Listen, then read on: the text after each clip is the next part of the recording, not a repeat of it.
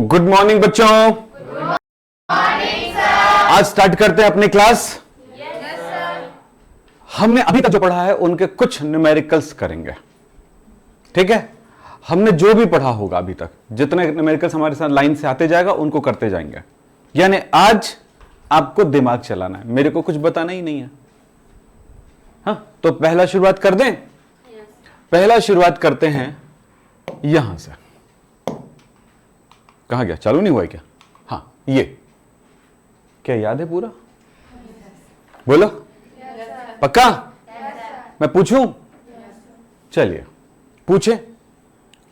पहले पूछा पाछी खेलते हैं, ठीक है। चलो, तो सबसे पहला मैं पूछूंगा, सबके सब बताने कुछ करना, मैं जान जाऊंगा कौन नहीं बता रहा, ठीक है। मैं जान जाऊंगा, ठीक है। ऐसे ऐसे अलग अलग पूछूंगा तो फिर वो टाइम लग जाएगा। इससे अच्छा सबके सब बताना और मैं समझ जाऊंगा।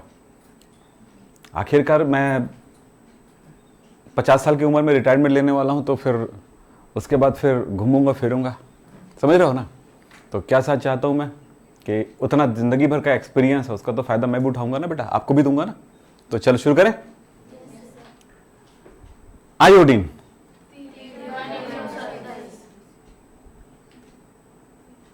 आयरन,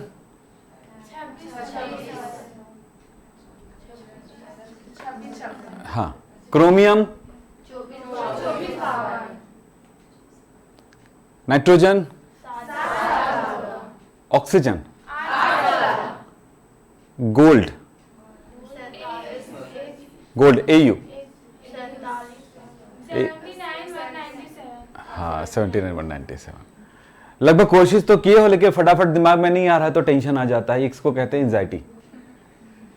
एक घबरा सी जाते हो ना अचानक, तो इसको कहते हैं एंजाइटी। दूसरा, हमें याद तो है पर हम भूल से जाते हैं, इसको भी कहते हैं एंजाइटी। फोबिया अलग शब्द है। फोबिया है, मेरे क्लास में आते ही आपको थरथराहट महसूस हो जाती है, उसको फोबिया कहते हैं, डर कहते हैं, ठीक है। ऐसा तो नहीं होता ना कभी? हाँ, या हमारे स्कूल में कोई टीचर आते हैं तो उसके आने से पहले ही हमारी सुगबुगाहट चालू हो जाती है। देखो, मैंने कभी आपको जबरदस्ती नहीं याद करवाया, नहीं करवाया ना? याद हो रहा है ना तुम दोनों को? क्योंकि एक फेस मुझे नजर आ रहा है वहां पे बिल्कुल मेहनत नहीं कर रहा है। हाँ, सच है? कर रहे हो? हाँ, तो यार बढ़िया पाउडर वाउडर लगा के, मैं पाउडर लगा के आता हूँ, इधर पाउडर रखे रहता हूँ। आपको विश्वास नहीं, मैं आपके सामने लगा लेता हूँ। चल ले, प्रमाण दिखा देता हूँ। प्रमाण ये ले, ये ले। अब प्रमाण, इससे ज्यादा क्या प्रमाण होगा? ये ले। खुश?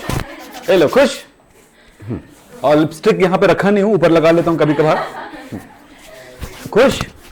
ये बुरा नहीं होता है, मेकअप को बुरा नहीं माना जा सकता। क्यों नहीं माना जा सकता है? क्योंकि आपकी पर्सनालिटी को एनहेंस करता है, आप में कॉन्फिडेंस बिल्ड करता है, ठीक। तो सब कुछ किया करो, नए नए कपड़े, अच्छे अच्छे कपड़े लिया करो, सब कुछ किया करो, ठीक है। समझ में आए? अब पढ़ाई की तरफ जाते हैं। तो याद हो गया है? चलिए, अब मैं प्रमाण भी दिखा, बढ़िया पाउडर वाउडर लगा के नहा वहा के आकर। नहा क्या है? तो क्या फर्क पड़ता है उससे? जिम से निकलने बाद मुंह धो लिया कर, बढ़िया पाउडर लगा के आ जाया कर। और क्या, हम भी जिम, तुम लोग पता है मैं जिम से आता हूँ मॉर्निंग। हाँ, मैं भी आता हूँ जिम से। जो तो तुम अकेले थोड़ी हो। चलो बेटा, ये याद है ना? बताओ पहला क्या होगा, दूसरा क्या होगा, तीसरा क्या होगा, अगला, अगला अनुपात, ठीक है। परमाणु अनुपात, अगला याद है ना? Very good. अब चलते हैं एक प्रश्न यहां पे। प्रश्न देखने से पहले, पढ़ने से पहले एक डर सा होता है, उसको बोलते हैं क्वेश्चन फोबिया। तो आप में क्वेश्चन फोबिया तो नहीं है, डर तो नहीं होता है। दूसरी बात, तो ये बात समझ में आ गया, तो वो फोबिया से बचना है। दूसरी बात, इसको पढ़ना जरूर है। लिखा है कैल्शियम फॉस्फेट, उन्होंने फॉर्मूला भी लिख दिया, थैंक यू बोलो, क्योंकि फॉर्मूला लिखा नहीं लिखा उसके भरोसे पे नहीं रहता क्वेश्चन पे, है ना। जब भी फॉर्मूला लिख दिया तो थैंक यू बोल दिया करो, ठीक हो गया। दूसरा, में कैल्शियम, फास्फोरस और ऑक्सीजन के द्रव्यमानों के प्रतिशत का परिकलन कीजिए, बन जाएगा। बोलो कैसे प्रतिशत निकालते, पता है? तो ये प्रश्न क्या, प्रतिशत निकालने का सूत्र दिया, प्रतिशत निकालने का। तो कैसे करोगे? चलो सॉल्व करते हैं। क्या करते हैं, यहां पर कैल्शियम फॉस्फेट C3 बोलो PO4 है ना, PO4 यहां पर 2 होगा का अणुभार क्या होगा, क्योंकि अणुभार जब तक नहीं निकालेंगे तब तक किसी का कुछ नहीं कर सकते।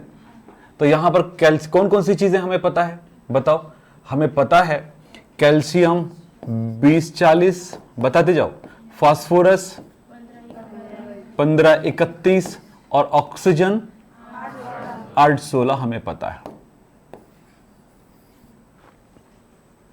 हम इनके बेस पर काम करेंगे। तो यहां पर कैल्शियम है 3, यस देखते जाओ कितना है, कैल्शियम कितना है 3 है ना, तो कितना हुआ 40 गुणा 3 प्लस फास्फोरस कितना है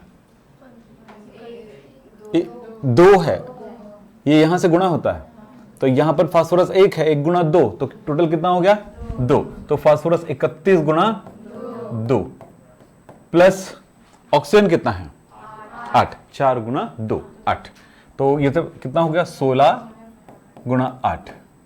चलो जल्दी से कैलकुलेट करके बताओ इसकी वैल्यू कितनी होगी। ये कितना हो गया 120 प्लस 62 प्लस 96 कैसे होगा। अब मैं देखो मेरे अगर मान लो बहुत बड़ा नहीं आता, हाँ कितना 100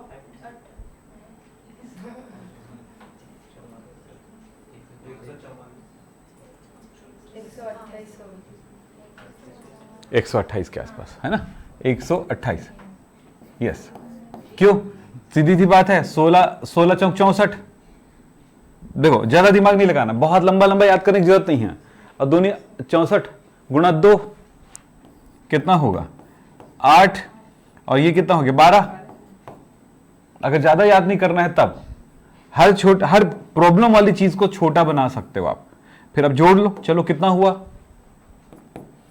बोलो 8 2 10 का 0, 1 और 2 3, 3 और 6 9 और 9 और 2 आएगा 11, फिर 1 बचा, फिर 1 2 3 310, तो इसका अणुभार हुआ 310 AMU। क्लियर है। अब परसेंटेज जिसका भी निकालना है, किसका किसका निकालने बोला, कैल्शियम का, तो कैल्शियम का क्या बोलेंगे द्रव्यमान प्रतिशत या प्रतिशत बस लिख सकते हो। कितना होगा कैल्शियम कितना है बेटा 120, तो 120 गुणा 100 पता है ना आपको, बेटा क्या होगा 310। अब कैलकुलेट कर सकते हो, कैलकुलेशन का काम बचा है।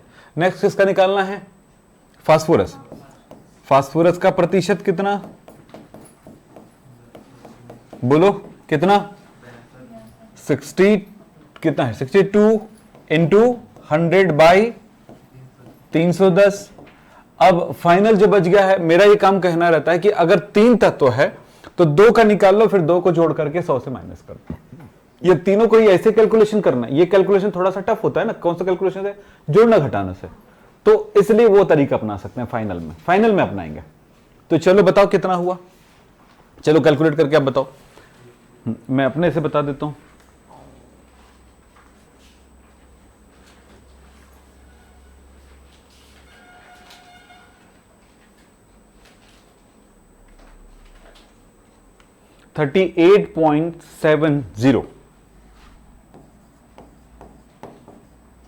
.7%।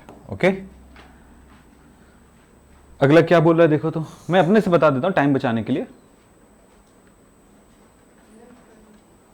ये हो गया 20 है ना, ये होगा 20%। अब क्या बच गया ऑक्सीजन का, तो ऑक्सीजन का प्रतिशत क्या होगा, ऑक्सीजन का प्रतिशत होगा 100 माइनस ये दोनों का टोटल करेंगे 38.7 प्लस 20 है कि नहीं, यही तो करते हैं क्या, या फिर तुम वो यही तरीका अपना लो। ऑक्सीजन का द्रव्यमान जो दिया 128 गुना 100 बटा 310। ठीक, तो इसमें कितना है बताओ तो जरा, 100 माइनस कितना है 58.7। अब इसको माइनस कर लो कितना होगा बताओ। चलो तो इस तरह से हमें मिल गया ऑक्सीजन का प्रतिशत कितना हुआ बेटा, बोलो कितना हुआ? 42.3 पक्का ना? 42.3 होगा, 41.3 होगा, कैलकुलेट करके देखो, 41.3%। तो ठीक है, ये बना लेते हैं ना आप, तो ये प्रश्न वैसे भी बन जाता आप लोगों से, बन जाता ना? तो अब ये जरूरी नहीं था कि मैं कार्बन डाइऑक्साइड का पूछूं एग्जाम में, ये मैंने आपको बोला है, हमेशा याद रखना कि आप दुआ करना कि प्रश्न हमेशा कठिन है। क्यों ऐसा बोला?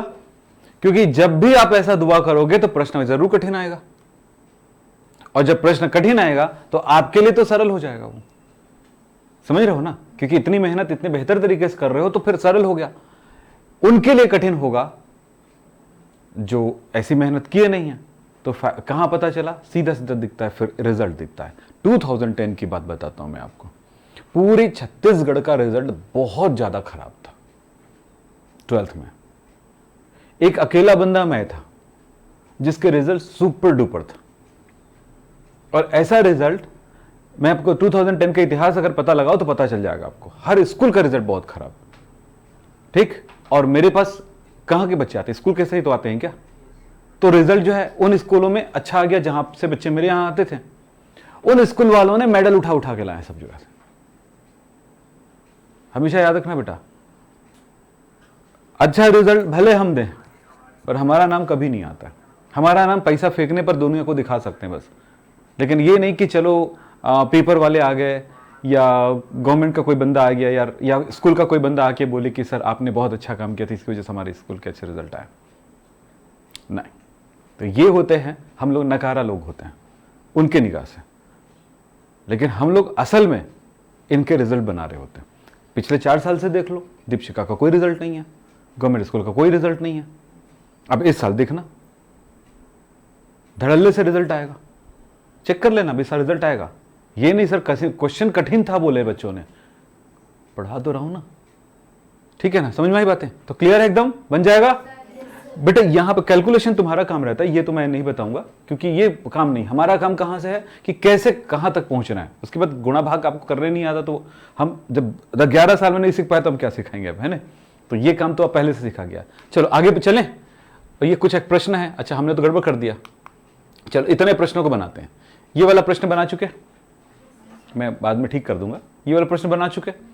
सेकंड प्रश्न हमारे पास ये है, चलो इसको बनाओ। चलो कहां तक बना सकते हो ट्राई करो, चलो।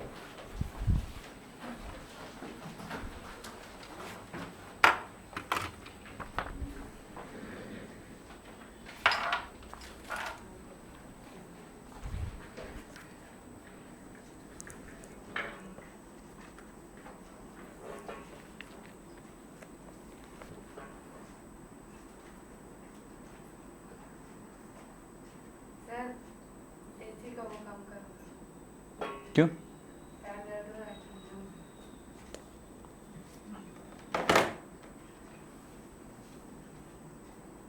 हमें तो गर्मी लग रही है, क्या काम करूं? गर्मी बढ़ा दूं? हेलो,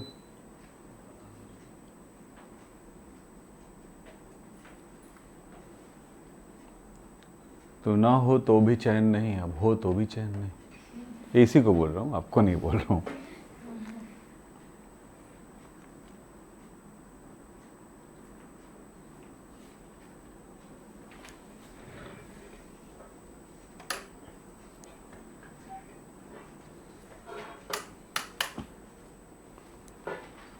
चलो जल्दी करो,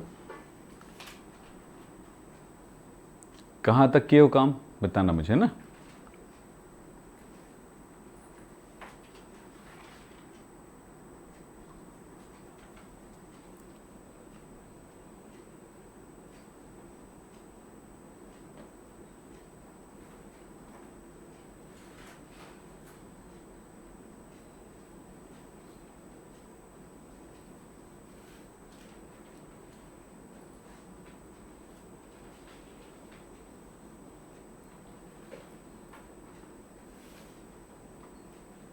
आज बस प्रश्न करना है, कुछ नहीं करना हमको, ठीक है? आज तो पढ़ाई है ही नहीं है।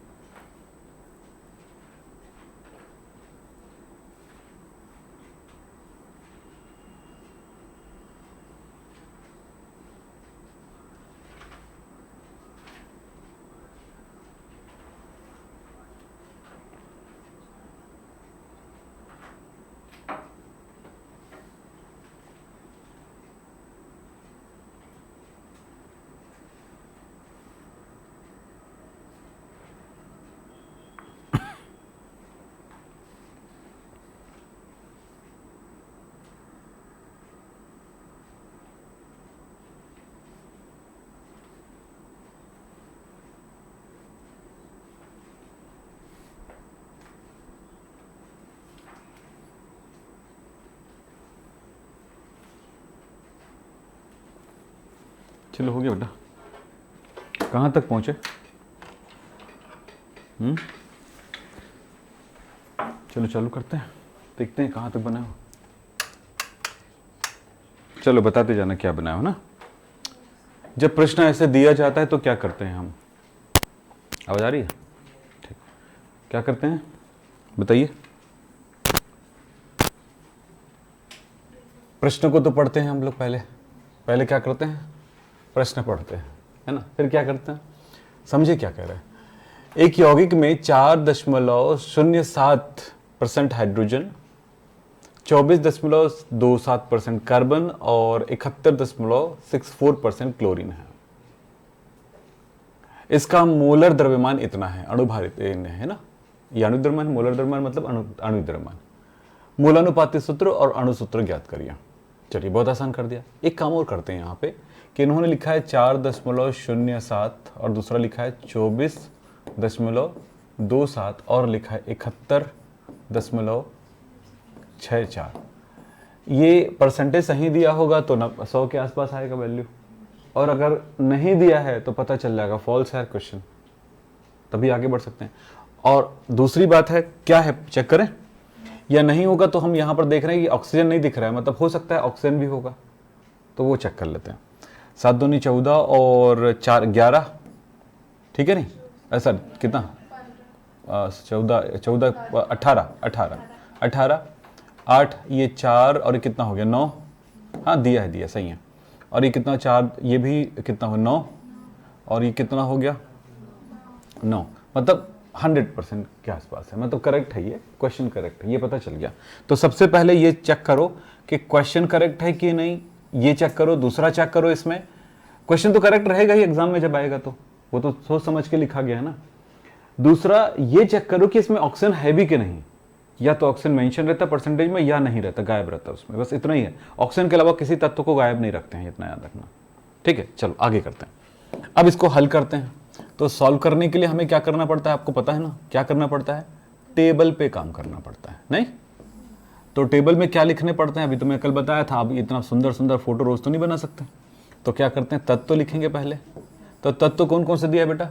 यौगिक में हाइड्रोजन दिया है, कार्बन दिया है और क्लोरीन दिया है। आगे पीछे लिखा है, वैसे कार्बन को पहले लिखना चाहिए, वो बाद में लिख लेंगे, कोई फर्क नहीं पड़ता इससे, ठीक है। जैसा दिया वैसे लिख लें। अब फिर सेकंड क्या है इसके बारे में, प्रतिशत कितना है,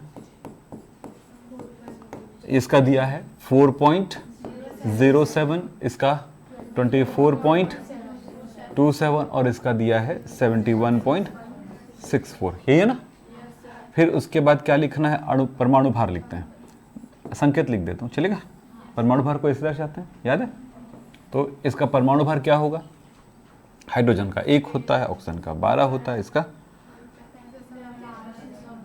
17, अरे परमाणु भार है ना, हाँ 35.5 ये होता है, ठीक है। अब आगे बढ़ते हैं।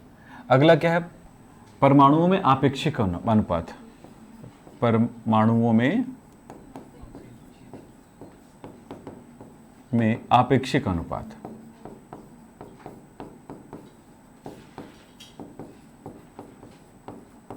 मैं क्या पूरा बोर्ड को यूज करने के लिए ना छोटा छोटा कर रहा हूं, ठीक है।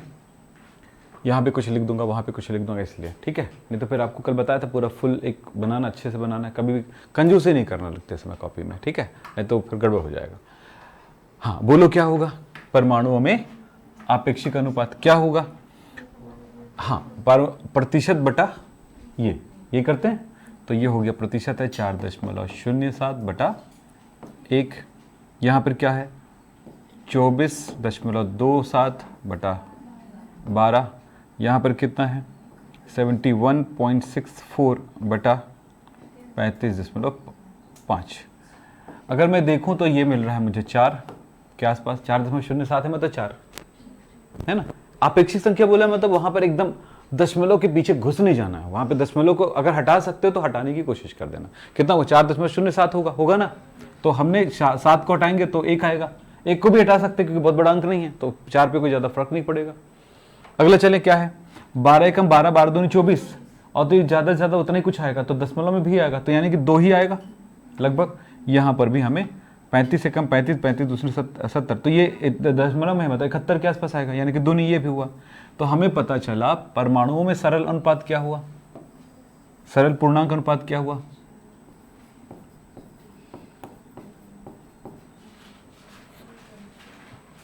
एक मिनट, ये अनुपात ना, परमाणुओं में अनुपात क्या होगा, 4 आया, 2 आया, 2 आया, है नहीं। अब इसमें सरल अनुपात क्या आएगा, पूर्णांक अनुपात क्या होगा, पूर्णांक अनुपात वैसे ही जाएगा। अनुपात कितना आया, 4, 2, 2, 2 है ना, ये जो दिख रहा वही होगा, कुछ बड़ा चीज थोड़ी होने वाला है। अच्छा एक मिनट रुको, इसमें गड़बड़ कर दिया हमने। यहां पर क्या करने था, ये परमाणु में अनुपात निकालना था ना, ये हमने नहीं निकाला अभी। परमाणु में अनुपात क्या होगा, जो सबसे छोटा से भाग देना है। तो इसमें कितना, 4 है, 4/2, इसमें 2 है, सबसे छोटा 2 ही है ना, तो 2/2। तो कितना हुआ, इसमें 2 आया, इसमें 1 आया, इसमें 1 आया। तो फाइनल क्या मिला, 2, 1, 1। तो क्या मिला बताओ तो, मूलानुपाती सूत्र। मूलानुपाती सूत्र में ध्यान रखना इस चीज को, हमेशा कार्बन को हम लोग पहले लिखते हैं, तो कार्बन, ठीक है, फिर हाइड्रोजन, फिर क्लोरीन। अक्सर कार्बन को पहले लिखेंगे, फिर हाइड्रोजन लिखेंगे, फिर जो भी आएगा उन तत्वों को लिखते हैं, ठीक है। तो याद रखना ये चीज। तो कार्बन कितना है, 1, हाइड्रोजन कितना है, 2, और क्लोरीन कितना है, 1। तो CH2Cl आया, ठीक है। मूलानुपाती सूत्र CH2Cl आया। अभी हमने जगह बचाने की कोशिश की, बचता ही नहीं है, ठीक। आगे चले, अब क्या करेंगे बताओ, यहां तक किया काम, सबने किया, ऐसे ही आया था, वेरी गुड। अब हम आगे चलते हैं। अब क्या करेंगे, मूलानुपाती सूत्र, हमें क्या, अणु सूत्र तो हमें पता चल गया, सूत्र ही नहीं होता, सूत्र होता है। और आणविक सूत्र ज्ञात करना है। तो आणविक सूत्र ज्ञात करने के लिए हमें जरूरत पड़ती है उसके अणुभार का। तो हम n पहले निकाल लें। तो n कैसे निकालेंगे, पहले तो एक काम करते हैं, मूलानुपाती सूत्र द्रव्यमान निकालते हैं। CH2Cl का मूलानुपाती सूत्र द्रव्यमान, बोलो क्या होगा। कार्बन 12, हाइड्रोजन 1 × 2, ठीक है, प्लस क्लोरीन 35.5। तो ये हुआ 12 धन 2 प्लस 35.5। तो क्या हो गया, 5.57 और 7, 2, 9, और ये हो गया 1, 19.5। ये आ रहा है कैसे,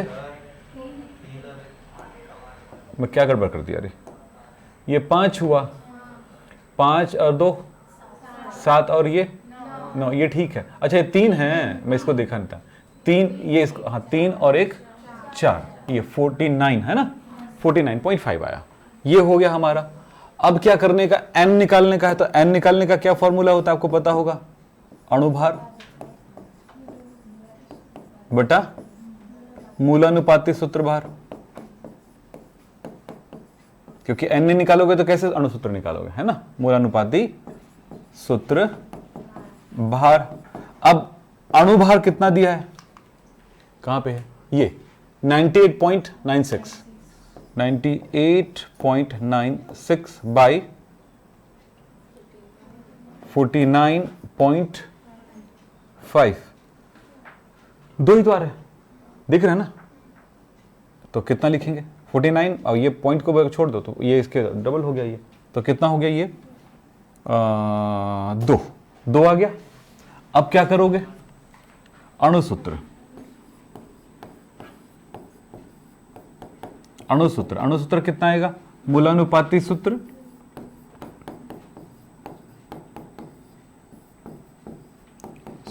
गुणा n का मान निकल गया। तो CH2Cl यही है ना, इंटू 2, तो कितना हुआ, C2H4Cl2 अणुसूत्र हुआ, आंसर हो गया। ठीक है, तो बन गया होगा सबका। कहां तक बनाए थे आप लोग, अब तो ऐसे प्रश्न बना सकते हो आराम से, है ना, बन सकता है ना। देखो बेटा गलत होगा ये सोच के मत छोड़ना। मान लेते हैं आपको 20 क्वेश्चन आप बना रहे हो घर में, मान लेते हैं 20 में 19 गलत हो गया, तो भी उस दिन पार्टी करो। बोलो क्यों? बनाया तो। दूसरा क्यों? गलत तो हुआ कम से कम। जब बनाओगे नहीं तो गलत कहां से होगा? पहले से आप तय कर लिए गलत हो रहा है, मैं नहीं बनाता। तो आप शुरू करोगे ना ये सब काम करना, तब पता चलेगा एक दिन आप सक्सेस हो ही जाएंगे। बोलते हैं ना करत करत क्या अभ्यास, करत करत अभ्यास के जड़मती होत सुजान। रसरी आवत जात ही किसमें? सिल पर, क्या सिल होता है कि सील होता है? सिल पर परत निशान। ठीक, ये बड़ी अच्छा सा चीज है। तो क्या सचमुच वो क्लियर एकदम आपको? तो जितना प्रयास करोगे एक न एक दिन आपका दिमाग कहेगा यार आप तो बड़े अच्छे आदमी हो यार, मेरे लिए प्रयास करते हो। हमारा शरीर हमारे दिमाग के लिए कितना कोशिश करता है वही आपको दिखाई देता है। ठीक है, चलिए साहब, तो दिमाग को भी कहो यार करवाई लो यार काम हमसे, आप ही मालिक, है ना। तो चलें आगे। मुझे लगता है कि ये वाला प्रश्न भी आपसे बन जाएगा। वाह, हिल हिला के आता है तो। हाँ, चलो बोलो, बन जाएगा। एक यौगिक है, भारात्मक संगठन दिया गया है, कॉपर इतना परसेंट, सल्फर इतना परसेंट, ऑक्सीजन इतना परसेंट, पानी भी इतना परसेंट। अब बोले साहब पानी के लिए कैसे करें? तो जैसे रखना वैसे रखो, कुछ नहीं पड़ता उससे। यहाँ पे मजेदार यार, मेरे को तो मजा आएगा इस काम को करने में, सच में मजेदार है ये। कैसे करोगे? पढ़ाकर। हर प्रश्न अपने आप में यूनिक होता है। पढ़ो क्या करता है, एक बार पढ़ो फिर जवाब मिल जाएगा आपको। हाँ जी बोले, ऐसे मत करो, इधर पढ़ो। ऐसे शर्मा रहे जैसे दुल्हन कोई घर में पहले बार आई है ना। चलो, तुम्हारा भविष्य दिख रहा है, दामाद बन के जाओगे एकदम शर्माने लग जाओगे। तो थोड़ा उल्टा होगा, दुल्हन को बोले अपना कॉस्ट्यूम निकाल इसको दे, अच्छा तो मैं निकाल इसको दो, है ना। तो सब बोलेंगे मूछ वाला दुल्हन और चिकनी दुल्हा। चलो,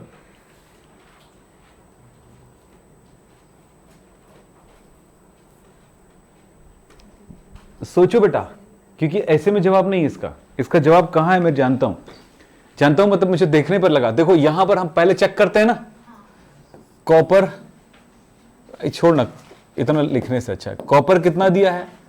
25.46। पहले चेक करना है, सीधा कूदना नहीं। कुएं में कूदने से पहले अपनी तैयारी कर लो ताकि निकल भी सको। पता गया कूद गया, पानी सूखा, यार गलती कर डाला यार। अब उसके बाद कुछ नहीं है हमारे पास, है ना।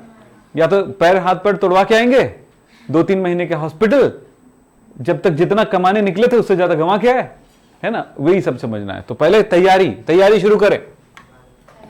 12.82, 25.65, उसको भी जोड़ के, पहले इसको जोड़ के देखते हैं, उसमें पानी देखो 36.67, सबको जोड़ रहे हैं। चलिए 8, 5, 13, 13 और 7, 20, 0, 2, 8 और 6 कितना होगा? 14, 14 और 8 कितना होगा? 22, हाँ 22 और 4 26, ये भी 2, 8, 8, 5, 13, 13, 14, 15, 20, यस। फिर 2, 5 हो गया, 5 और ये कहां पे रहे? ये 5 हुआ और ये कितना हुआ? 7, 8, 9, 10, 100 है। 100 है, अप्रोक्सीमेटली 100 है कुछ का। तब 100 है मतलब देखो, अगर ये 100 नहीं होता, अगर मान लो ये 136.67 अगर हो जाता ना, तो बात कुछ और होती। तब हम इस पानी को अलग रखते। फिर यहां पे हमें पानी को अलग नहीं रखना, ठीक, हमें पानी को भी शामिल करना। तो समझ में आ गया? 100 है ना।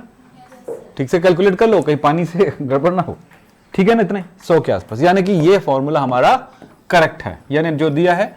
अब हम क्या करेंगे, देखें, जहां पर हमने तत्व लिखा है, ठीक, वहां पे हमारे पास क्या क्या आएगा? कॉपर आएगा, सल्फर आएगा, बता देता हूं, ध्यान सुनिए, है ना। और कौन आएगा? ऑक्सीजन आएगा और पानी भी आएगा। ये तत्व नहीं है फिर भी आएगा, क्या करें?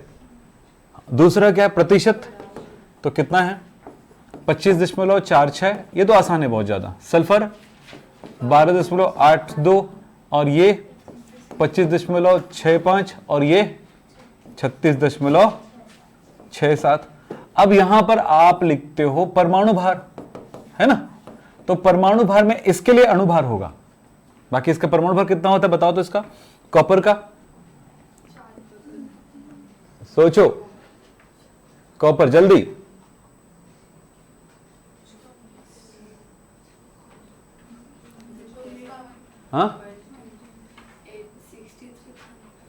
हाँ 29 कॉपर याद करो, कॉपर।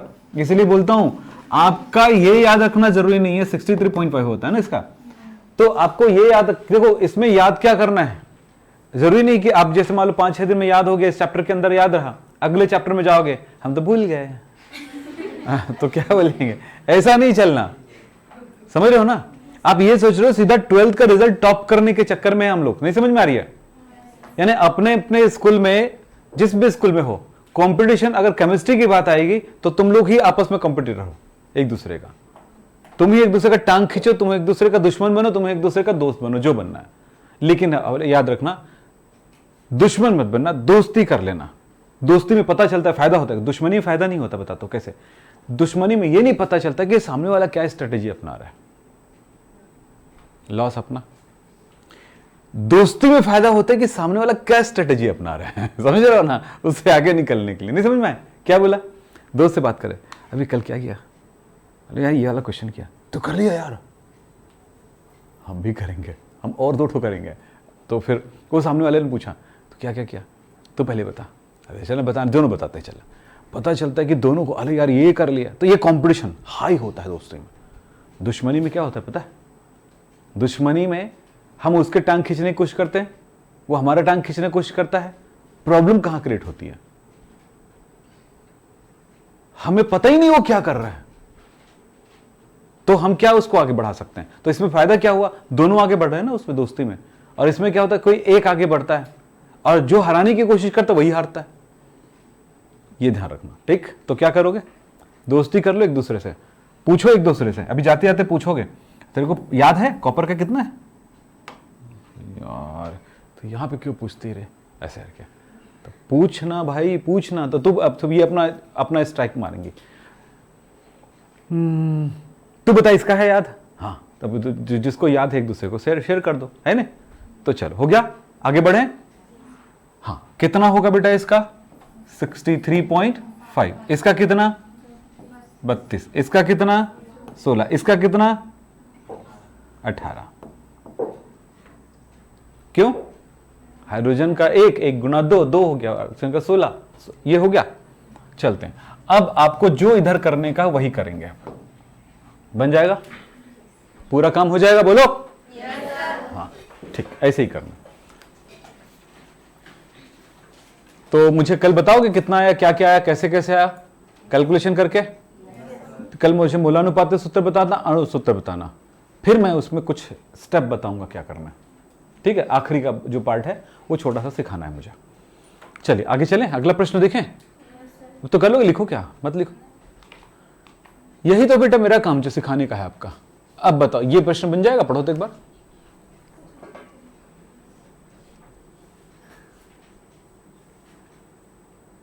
बन जाएगा?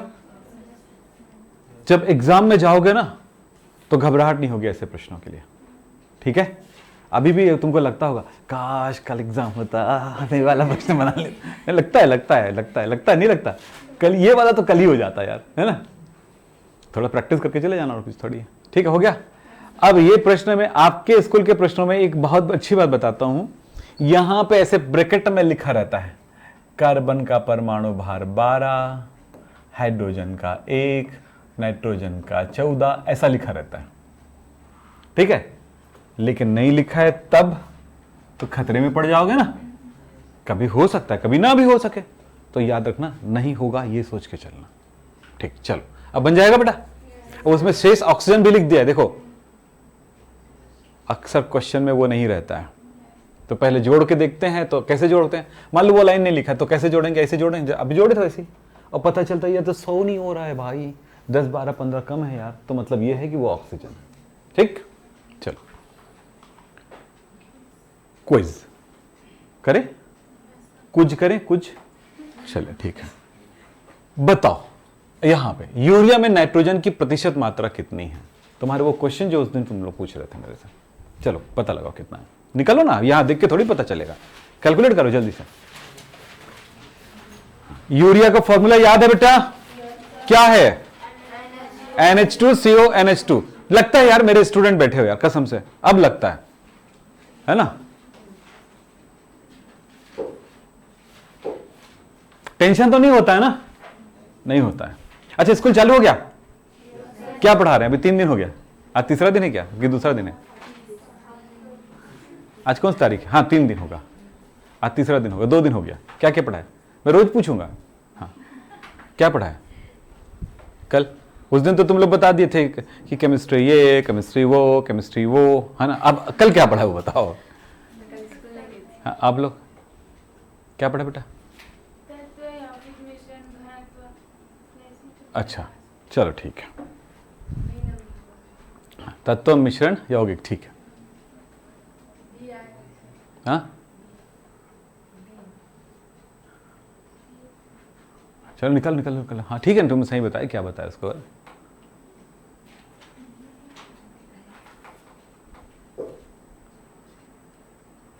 पदार्थ 3 प्रकार के होते हैं, तत्व, यौगिक, मिश्रण, ये पढ़ा है ना आपको। समान परमाणु वाले को तत्व कहते हैं, है ना? वे पदार्थ जिनमें परमाणु समान परमाणु होती हैं उन्हें तत्व कहते हैं। दूसरा यौगिक, 2 या 2 से अधिक तत्वों के निश्चित अनुपात में बने हुए पदार्थ को यौगिक कहते हैं।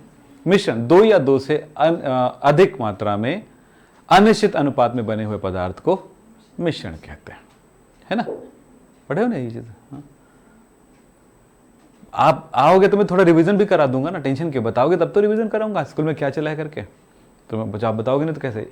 अब याद करके आना कल से, ये भी फायदा। देखो स्कूल में पढ़ा रहे हो गलत नहीं बेटा, वहां से भी सीखना है, यहां भी सीखना है, ठीक है? चलो, और कोई चीज अगर आपको लगे भूस वाली, यानी कि क्या बोलते हैं उसको मतलब लगे कि यार कुछ गड़बड़ है, डाउटफुल, तो आप क्या करोगे? मुझसे पूछ लेना, ठीक है? नहीं तो फिर एक जगह एक बच्चा बोलता है कि हमारे स्कूल में सर H2O2 को जल वाष्प बोलते हैं हमारे टीचर। मैं बोला मर गया यार, वो हाइड्रोजन पेरोक्साइड है, वो अलग चीज है। चलो आगे चले, निकल गया? क्या किसका परसेंटेज निकालना है? यूरिया का। तो यूरिया होता है NH2CO NH2। अणुभार क्या होगा? M ऑफ ये तो कितना होगा? 60। सही है? कैलकुलेट कर लो बेटा, मैं क्या बताऊं, आप तुम लोग मेरे से ज्यादा होशियार हो। तो नाइट्रोजन का प्रतिशत कितना निकला? नाइट्रोजन 7 दूनी 14, नहीं सॉरी 14 दूनी 28, 28 गुना 100/60, ठीक है? अब कैलकुलेट कर लो। तो मैंने कैलकुलेट कर लिया, कितना आया? 46.6 आया। क्या हो गया? पक्का? गुड। चलो ये प्रश्न बताओ, ये थोड़ा सा और आ गया। किसी धातु के क्लोराइड में 71% क्लोरीन का भार है तथा इसका वाष्प घनत्व 50 है, धातु का परमाणु भार क्या होगा? बढ़िया प्रश्न है।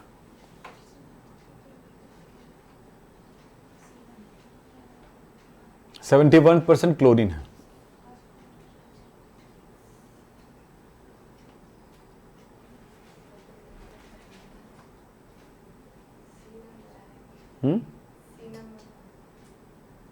सी नंबर होगा।